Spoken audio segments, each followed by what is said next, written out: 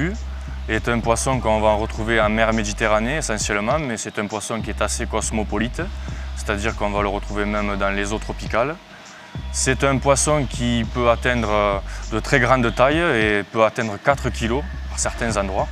On va le retrouver en Méditerranée, sur la côte est atlantique, jusqu'en Afrique.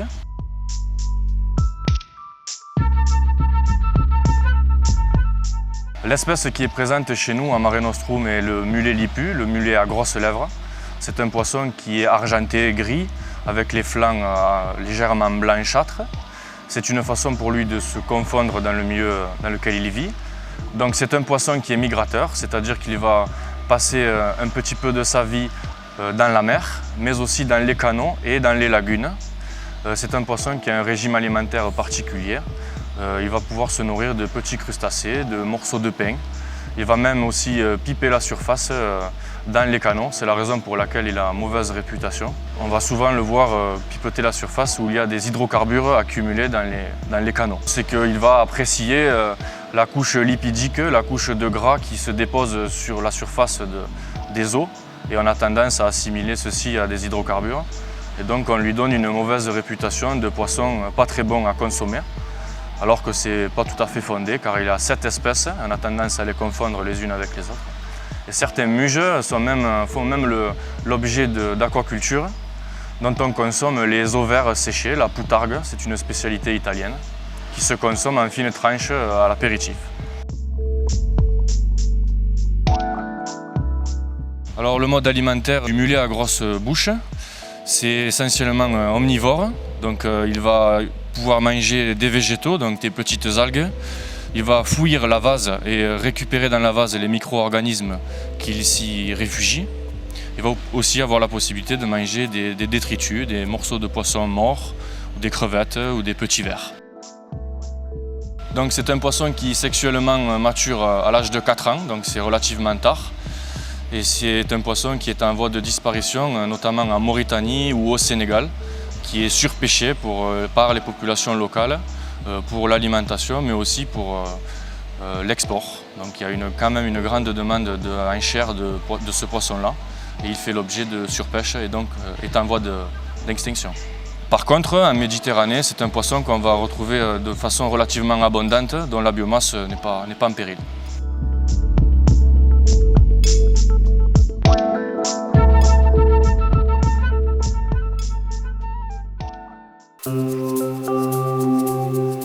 La carangue koubali, une espèce d'Atlantique tropicale, donc on peut retrouver aussi bien sur les côtes africaines que dans l'arc antillais.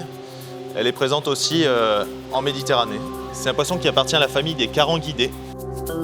C'est un animal pélagique, donc qui vit en pleine mer.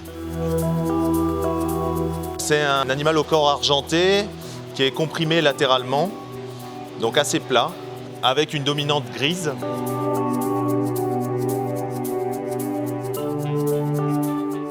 La carangue koubali peut faire au maximum 70 cm et peser 5-6 kg. C'est un animal qui vit au sein de grands bancs.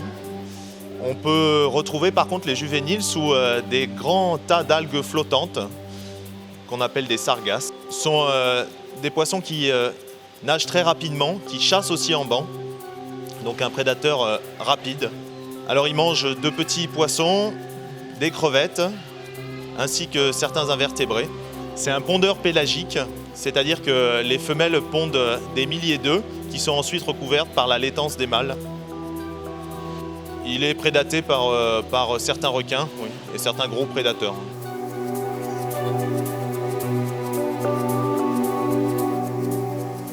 La carangue koubali est un poisson qui est assez recherché par les pêcheurs parce que c'est un animal très combatif qui donne pas mal de fil à retordre aux pêcheurs.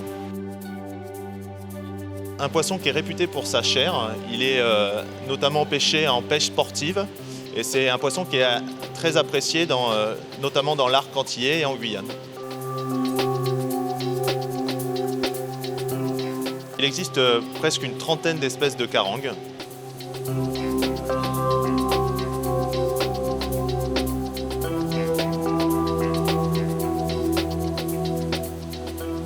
La carangue de Bloch est de la même famille, c'est la famille des caranguidés, avec un corps assez aplati, donc comprimé latéralement.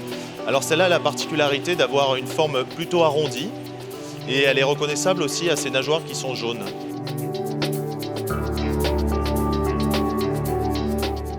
C'est un animal qui à l'âge adulte fait presque 80 cm pour un poids de 5-6 kg. Elle se trouve dans une grosse partie de la zone tropicale, excepté dans l'océan Atlantique, donc surtout dans la zone Indo-Pacifique. Les jeunes de cette carangue vivent plutôt dans les zones peu profondes. Il y en a notamment dans les estuaires. Et c'est un animal qui est assez grégaire quand il est jeune, mais qui par contre devient solitaire à l'âge adulte et qui s'éloigne de la côte pour aller vivre en pleine mer.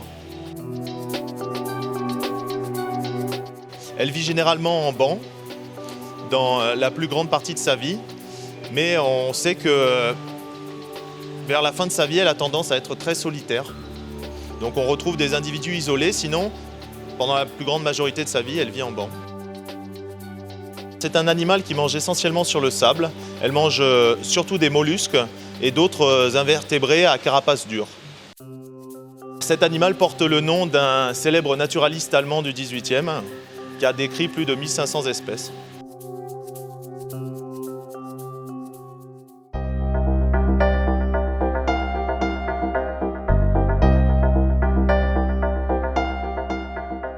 Le tarpon, en fait, on le trouve dans les côtes d'Afrique de l'Ouest et ensuite en Amérique du Sud. C'est un poisson qu'on va trouver préférentiellement dans les lagunes. Il est capable de remonter les cours d'eau, donc il est capable aussi de vivre en eau douce.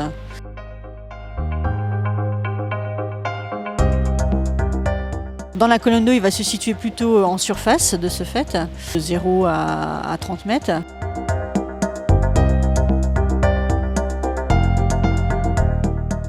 C'est un poisson qui ressemble étrangement à une énorme sardine, avec des grosses écailles.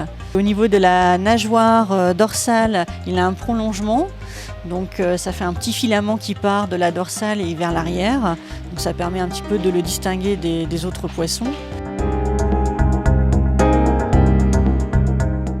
Il fait partie de la famille des mégalopidés. Enfin, il y a d'autres sortes de tarpons et une seule famille.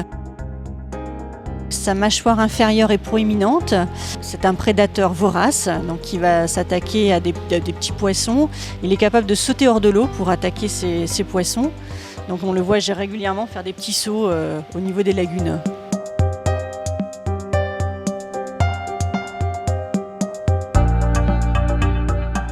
Adulte, il va peser entre 70 à 180 kg.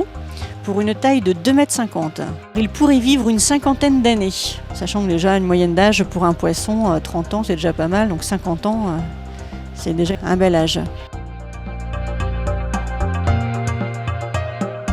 Le tarpon est un poisson qui est capable de respirer à la surface grâce à sa vessie gazeuse qui est reliée à l'œsophage, donc on le voit régulièrement pour ces raisons-là.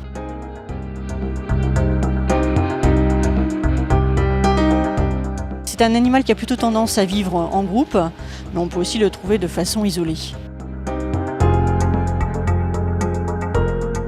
Au niveau du mode de reproduction, donc les tarpons se reproduisent en pleine eau, c'est une fécondation externe, et la femelle a une forte fécondité et est capable de produire 12 millions d'œufs.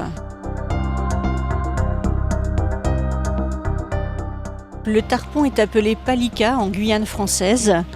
Alors en Martinique et en Guadeloupe, ce poisson est appelé grande écaille ou grand téqué à cause de la taille importante de ses écailles.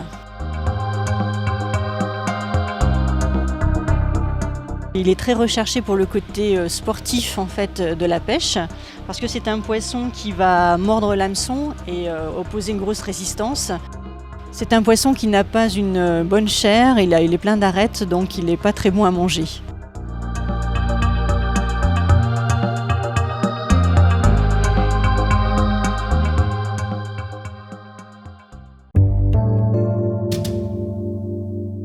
Le poisson lime écriture, on les appelle poisson lime parce qu'en fait au niveau des écailles, ils ont des petites épines qui font que quand on les touche, on a un aspect rugueux. Donc d'où le nom de poisson lime. fréquente d'abord les mers tropicales et subtropicales. Donc il est présent aux Antilles, en Polynésie française, en Nouvelle-Calédonie et à l'île de la Réunion. Donc c'est un poisson semi-pélagique qui va vivre entre 2 et 80 mètres de profondeur. Alors c'est le plus grand poisson de la famille des poissons limes. Il a un corps comprimé de forme allongée et un museau pointu, une longue nageoire dorsale. Donc sa coloration est également très caractéristique avec de nombreux points et taches bleues sur le corps. Sa robe est variable, elle change aussi en fait en fonction du milieu. Il peut légèrement s'éclaircir ou légèrement être plus foncé s'il va passer sur un décor qui est derrière lui plus ou moins clair. Cette capacité à changer de couleur et aussi ce corps très fin dans le sens aplati en fait leur permettent de se confondre en fait avec des végétaux. Et souvent les jeunes on les trouve en fait en dessous de radeaux flottants et ils se cachent en fait. Les adultes font généralement 60 cm, mais au maximum peuvent atteindre 1,10 m pour un poids de 2 à 3 kg. Concernant son alimentation, le poisson lime écriture va manger des gorgones, va manger des algues, des hydraires. Donc en fait, il va faire partie des brouteurs de récifs. En fait, Il va taper un petit peu sur tout ce qu'il va trouver. Donc c'est un poisson qu'on va retrouver dans les platiers récifaux et le long des pentes externes. Il vit le long des tombants, des zones récifales, des roches, des épaves, et parmi lesquelles il va se camoufler. Et au niveau de la nage, donc ce poisson se déplace essentiellement par ondulation de sa nageoire caudale. En plongée, c'est un poisson timide et solitaire. Donc le poisson lime écriture est omnivore, donc son régime alimentaire est composé de végétaux, donc principalement des algues et des phanérogames. Donc il mange également des gorgones, des petites anémones coloniales et aussi d'autres invertébrés sessiles. En fait, les œufs sont pondus sur un substrat qui sont donc défendus par le mâle qui aura préparé avant le site de ponte. Le poisson lime écriture est un poisson qui a peu de prédateurs dans le milieu naturel. On l'a cependant retrouvé mangé par des dorades coryphènes ou un thon rouge. C'est un poisson qui est pas très pêché parce qu'il peut être toxique, très toxique, et ciguatoxique. Donc finalement, il est plutôt pêché pour le marché aquariophile du fait de ses couleurs et de sa robe exceptionnelle.